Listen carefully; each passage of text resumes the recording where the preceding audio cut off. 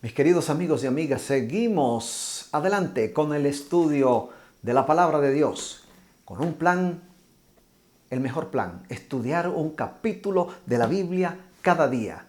Y estamos ya estudiando el libro de Génesis bien avanzados. Y en estos días hemos estado estudiando la historia de José. En estos capítulos, ya casi finales del libro de Génesis. Y hoy estamos en el capítulo 44, así que si estás ahí conectado, dale allí la manito. Y si no te has suscrito a este canal, hazlo ahora, para que de esa manera apoyes que el Evangelio, que la palabra de Dios sea proclamada. Vamos entonces con Génesis 44, titulado La copa de José. Y aquí encontramos la fascinante historia o la continuidad de ese encuentro de los hermanos de José, quienes años atrás, 20 o 21 años atrás, lo habían vendido. Recordamos que los hermanos de José tuvieron que ir a Egipto, donde ahora su hermano que habían desaparecido, que habían vendido como un esclavo, era el gobernador. Mas ellos no lo sabían y aún en lo que ya hemos estudiado no lo han descubierto. Así que en el 44 dice que José mandó al mayordomo de su casa diciendo: llena de alimento los costales de estos hombres y pon en la boca de los costales el dinero de cada uno. Porque recuerda que ellos volvieron a Egipto, ya estuvieron con su padre y ahora regresan de nuevo en la búsqueda de alimentos. Y llevaron el dinero, pero José dice: colóquenlo allí en la boca de los costales y además coloquen en el costal de Benjamín, el hermano menor del cual hablamos en el capítulo anterior, mi copa de plata. Y la escondieron allí. Ellos toman su camino de regreso. Entonces el mayordomo luego es enviado por José, los alcanza y les exhorta diciendo: ustedes han hecho un robo, ustedes se han llevado la copa de José, con la cual se usa para adivinar. La acusación de llevarse la copa del gobernador era usada en rituales adivinatorios. En esa época se usaba mucho la adivinación mediante líquidos, agua, aceite, vino, llamado la hidromancia. Era común y al igual que cualquier otra forma de adivinación, sabemos que está prohibida en la santa palabra de Dios. Algunos comentarios dicen que en ese tiempo José aún no sabía, no tenía ese conocimiento de la prohibición de la adivinación, que quizás pudo contagiarse o adoptar este aspecto cultural del imperio egipcio, donde se usaba comúnmente la adivinación. Sin embargo, sabemos que José, como ya lo estudiamos en los capítulos anteriores, era un hombre consagrado a Dios, temeroso de Dios, y que se repite una y otra vez que Dios estaba con José. Y ahora, cuando el mayordomo los alcanza y les dice: ¿por qué habéis pagado mal por bien? ¿Por qué habéis robado la copa? Ellos dicen: no, no puede ser. Puedes buscar. Pues ellos no sabían, ¿no? Puedes buscar, nosotros no hemos hecho mal. Entonces dice luego el versículo 8: si el dinero que hallamos en la boca de nuestros costales te lo volvimos a traer desde la tierra de Canaán, ¿cómo íbamos a hurtar de casa de tu señor plata ni oro? Aquel de tus siervos a quien se le encuentre la copa, que muera, y aún nosotros seremos siervos de mi señor. Entonces el mayordomo dijo: también ahora sea conforme a vuestras palabras, aquel a quien se le encuentre será mi siervo, los demás quedaréis sin culpa. Ellos entonces se dieron prisa, cada uno bajó de su costal a tierra y cada uno abrió el costal. Versículo 12. El mayordomo buscó comenzando por el mayor y terminando por el menor, y la copa fue hallada en el costal de Benjamín. Entonces ellos rasgaron sus vestidos, cargó cada uno su asno y volvieron a la ciudad. Entró Judá con sus hermanos a casa de José, que aún estaba allí, y se postraron en tierra delante de él, y les dijo José: ¿Qué acción es esta que habéis hecho? ¿No sabéis que un hombre como yo sabe adivinar? Entonces dijo Judá: ¿Qué diremos a mi señor? ¿Qué hablaremos? ¿O qué nos justificaremos? Dios ha hallado la maldad de tus siervos. Nosotros somos siervos de mi señor, nosotros y también aquel en cuyo poder se halló la copa. José respondió: Nunca haga yo tal cosa. El hombre en cuyo poder se halla la copa, ese será mi siervo. Vosotros id en paz junto a vuestro padre. Tal vez podríamos decir que José tenía el interés de quedarse con Benjamín, su hermanito amado, querido, hijo de su madre. Son hijos de la misma madre, porque recuerda que los otros hermanos eran hijos de otras mujeres.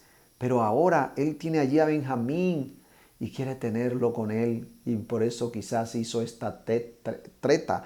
Pero ahora viene Judá e intercede por Benjamín con un discurso magistral, un discurso largo que vemos desde el versículo 18. Judá se acercó a él y le dijo: Ay, Señor mío, te ruego que permitas a tu siervo decir una palabra a oídos de mi Señor. Permíteme hablar. Y comenzó a decirle: mira, nosotros tenemos un padre ya muy anciano. Él ama a este niño, Benjamín. Él perdió a su hijo, a otro hijo, porque desapareció, porque murió. Y solo ha quedado este niño de su esposa que tanto amaba. Versículo 21. Tú dijiste a tus siervos: traédmelo, pues quiero verlo. Y nosotros dijimos a mi señor: el joven no puede dejar a su padre, porque si lo deja, su padre morirá. Y dijiste a tus siervos: si vuestro hermano menor no viene con vosotros, no veréis más mi rostro. Y por eso Judá le cuenta: nosotros hicimos lo posible para convencer a mi padre de que nos dejara traer a Benjamín, pero él nos advirtió que si no regresaba Benjamín, descendería con dolor a la tumba, al sepulcro.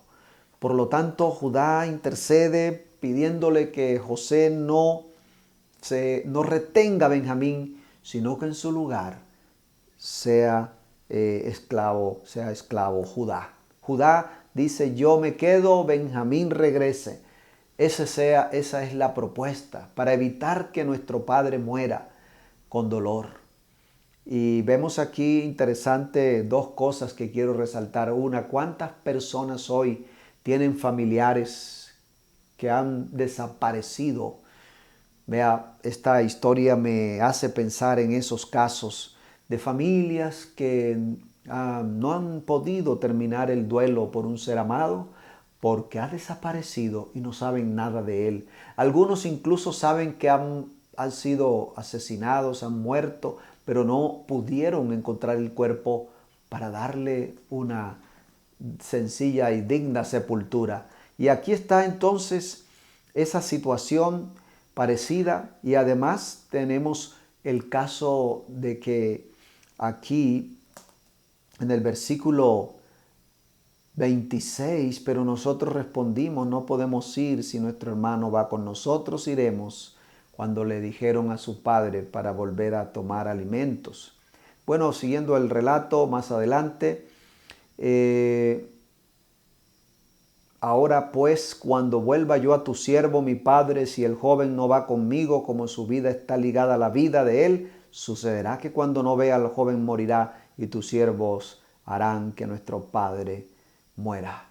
Mira, y interesante también de esta historia es que Judá ha cambiado. Lo que sí podemos decir es que José puso esta prueba para mirar cuánto habían cambiado sus hermanos, cuánto arrepentimiento podían haber tenido. Y Judá se nota que ha pasado por un proceso de arrepentimiento, porque antes él era muy egoísta, solo pensaba en sí mismo. Había sido egoísta incluso con Tamar, su nuera. Pero ahora vemos cómo él está desprendido, está intercediendo por su hermano, está dando su vida por su hermano menor, cuando anteriormente estuvo de acuerdo de vender a José. Así que esto hace que José pueda descubrir cuánto han cambiado sus hermanos, que ahora están más sumisos, humildes y dispuestos al servicio. Por eso termina diciendo el capítulo: te ruego que se quede ahora tu siervo en lugar del joven como siervo de mi señor, y que el joven vaya con sus hermanos. Pues ¿cómo volveré yo a mi padre sin el joven? No podré, por no ver el mal que sobrevendrá a mi padre. Qué bonita historia.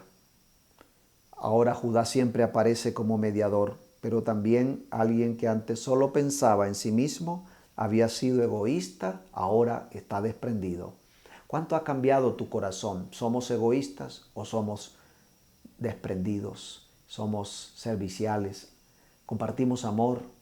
Qué bueno que en este día pensemos en ser semejantes a Jesús. Personas que estemos siempre mediando por el bien común. Debemos ser mediadores para que otros puedan ver a Jesús, para que otros puedan encontrar el amor de Dios, para que otros encuentren esperanza. Servir, ayudar con lo que tenemos o con lo que podamos. Por este discurso, José se entera de la pena y duelo de su padre. Con el discurso de Judá, ahora José se da cuenta cuánto dolor tiene aún su padre, por lo que le da de referencia Judá. Y es interesante que este es el discurso más largo de Génesis y se centra en el concepto de la sustitución. Nos recuerda esto, que nuestro Señor Jesús así es nuestro mediador y Él es nuestro sustituto porque tomó nuestro lugar. Démosle gracias hoy a Jesús porque tomó nuestro lugar en la cruz del Calvario, murió por nosotros y nos trajo salvación, vida eterna. Queridos amigos y amigas, llegamos al final de esta historia, la copa de José. Que en este día podamos seguir con un corazón altruista, pensando en el bien común, cumpliendo el mandato de Dios, amar al prójimo como a nosotros mismos. Oremos. Señor, gracias por tu palabra, gracias porque estas historias son reveladoras, nos inspiran a seguir tu camino de amor, de servicio, de entrega. Señor, úsanos para que otras personas puedan también ser salvas, ser libres, tener esperanza. Bendice a mis amigos y amigas que me escuchan. Tú conoces sus problemas y necesidades. Obra, Señor, con provisión, con gran bendición para cada uno. En el nombre de Jesús. Amén. Que el Señor te bendiga y te guarde en este día.